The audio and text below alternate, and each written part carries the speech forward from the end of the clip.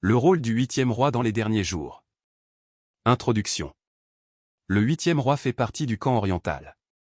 Et de ce fait, quand il attaquera Jérusalem, il s'en prendra au camp occidental puisqu'Israël et le septième roi sont dans ce même camp occidental.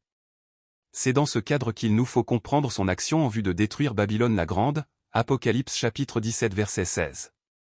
La clé, c'est l'attaque de Jérusalem. Ce sera la dernière guerre, il s'agit du dernier moment de cet ancien monde puisque cette attaque déclenchera la venue de Jésus, Apocalypse chapitre 19 versets 11 à 16. Nous serons donc attentifs aux versets que la Bible nous donne pour cette période, c'est-à-dire la fin des 1260 jours, Apocalypse chapitre 11 verset 3. 1. Qui est ce huitième roi? Il fait partie de la bête qui monte de la mer, Apocalypse chapitre 17 verset 8, mais il n'est pas cité longtemps parce qu'il ne dure que 1 heure, Apocalypse chapitre 17 verset 12. Trop peu pour qu'il soit longuement décrit.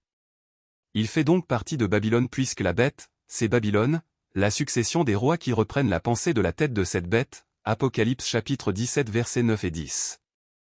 Son identité est dévoilée par le fait que c'est une puissance mondiale montante, qui va vouloir remplacer la puissance mondiale américaine. C'est donc le camp oriental mené par la Russie et ses alliés.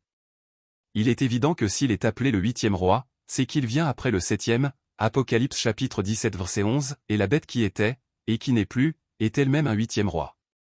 Il nous est dit qu'il attaquera Jérusalem, c'est-à-dire le camp occidental, ce qui provoquera bien sûr une guerre entre ces deux camps. On peut voir que nous sommes proches de cette situation. 2. Que va faire le huitième roi?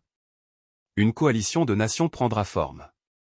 Il a besoin de soutien pour renverser le septième roi, c'est-à-dire le président américain, car il ne peut pas toucher Israël sans affronter aussi le soutien à Israël. La Bible nous parle de 10 rois qui seront avec lui. Apocalypse chapitre 17 versets 12 et 13, les 10 cornes que tu as vues sont 10 rois. Ils ont une même pensée, et ils donnent leur puissance et leur autorité à la bête.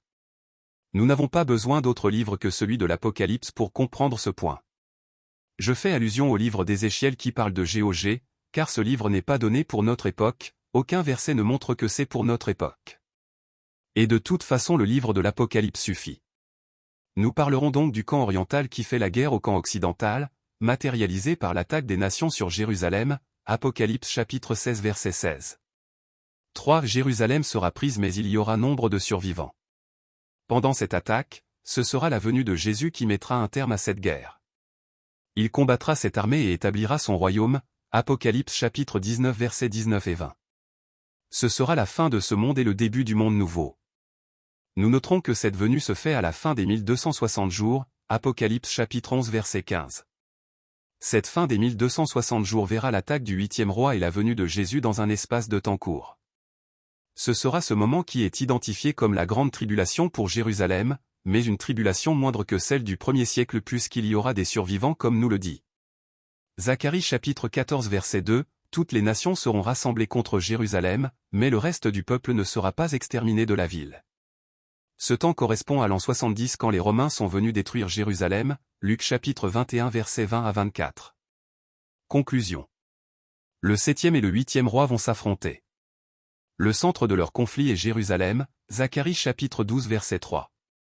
C'est à la fin des 1260 jours que ces choses vont se réaliser, une courte période de temps qui va faire la transition entre ce vieux monde et le nouveau. Il n'y aura pas de vainqueur puisque Jésus mettra un terme à leur guerre, Apocalypse chapitre 19 verset 21. Nous sommes donc au courant de ce qui va se passer dans un proche avenir et si nous sommes perspicaces nous pouvons en voir les préparatifs, Matthieu chapitre 24 verset 33.